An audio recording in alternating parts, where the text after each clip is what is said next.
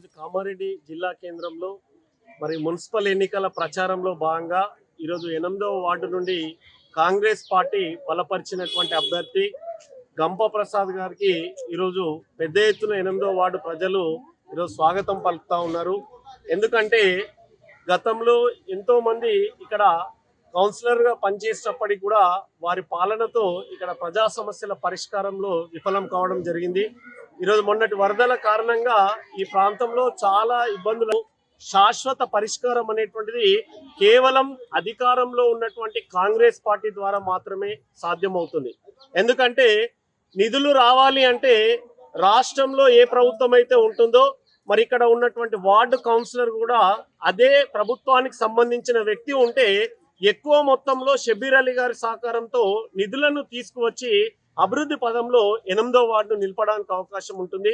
ఇక్కడ ఉన్నటువంటి యువకులు కావచ్చు, ఇక్కడ ప్రజలు కావచ్చు, మహిళలు కావచ్చు, ఒకసారి ఆలోచించండి. ఈరోజు వేరే పార్టీ అభ్యర్థులు గెలిస్తే కనీసం 1 లక్ష రూపాయలైన నిధులు తీసుకొచ్చేటువంటి అవకాశం ఉందా అంటే ₹1 కూడా నిధులు వచ్చేటువంటి అవకాశం లేదు. ఎందుకంటే రాష్ట్రంలో అధికారంలో ఉన్నది కాంగ్రెస్ పార్టీ.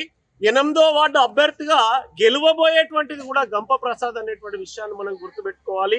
ఈరోజు గంప ప్రసాద్ విజయంతోనే కాంగ్రెస్ పార్టీ చేతి గుర్తుకి పైన వేసేటువంటి ఓటుతో మాత్రమే 8వ వార్డు అభివృద్ధి అనేటువంటిది, 8వ వార్డు సమస్యల పరిష్కారం అనేటువంటి సాధ్యమవుతుంది తప్ప మరే ఏ పార్టీ అభ్యర్థికి వేసినా గానీ ఆ సమస్యలు అదే విధంగా ఉంటుంది.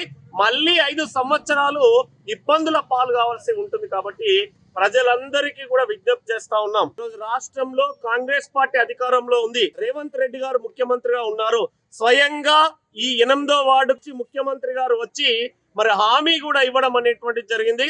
దానిలో భాగంగానే ఇటీవల 18 కోట్ల రూపాయల నిధులను కూడా కామారెడ్డికి మహమ్మద్ అలీ షబ్బీర్ గారు తీసుకువచ్చారు. ఆ నిధులతోనే 8వ వార్డులో ఆల్రెడీ అభివృద్ధి పనులు అనేటువంటి ప్రారంభించడం జరిగింది. మరి ఎలక్షన్ కోడ్ కారణంగా ఆ పనులు అనేటువంటి కొంత ఆగిపోవడం జరిగింది. ఈ రోజు గెలిచినటువంటి తర్వాత మొత్తం ఈ 8వ వార్డులో ఏవైతే ప్రజలు ఎదుర్కొంటున్నటువంటి సమస్యలు ఉన్నారో మరి ఎక్కడ ఏ అభ్యర్థి చేయనటువంటి విధంగా ప్రత్యేకమైనటువంటి ఒక మేనిఫెస్టోను 8వ వార్డుకు విడుదల చేసి ఆ ప్రజా సమస్యల పరిష్కార దిశగా ఈరోజు గంప ప్రసాద్ గారు ముందుకు వెళ్తున్నారు. ఆయన చేస్తున్నటువంటి ఏవైతే చెప్పినటువంటి విషయాలు ఉన్నాయో దాన్ని కూడా ప్రజలు సానుకూలంగా స్పందిస్తున్నారు. ఎందుకంటే అది వాస్తవమైనటువంటి విషయం. నిధులు రావాలి అంటే కాంగ్రెస్ పార్టీ బలపరిచినటువంటి అభ్యర్థి గంప ప్రసాద్ అన్న గెలవాల్సినటువంటి అవసరం ఉంది. ఆయన యొక్క గెలుపు ద్వారా మాత్రమే అభివృద్ధి అనేటువంటిది జరుగుతుంది. కాబట్టి ప్రజలు ఒక్కసారి ఆలోచించండి. మనము వేసేటువంటి ఒక ఓటు 8వ వార్డును అభివృద్ధి పదం వైపు నడిపించాల్సి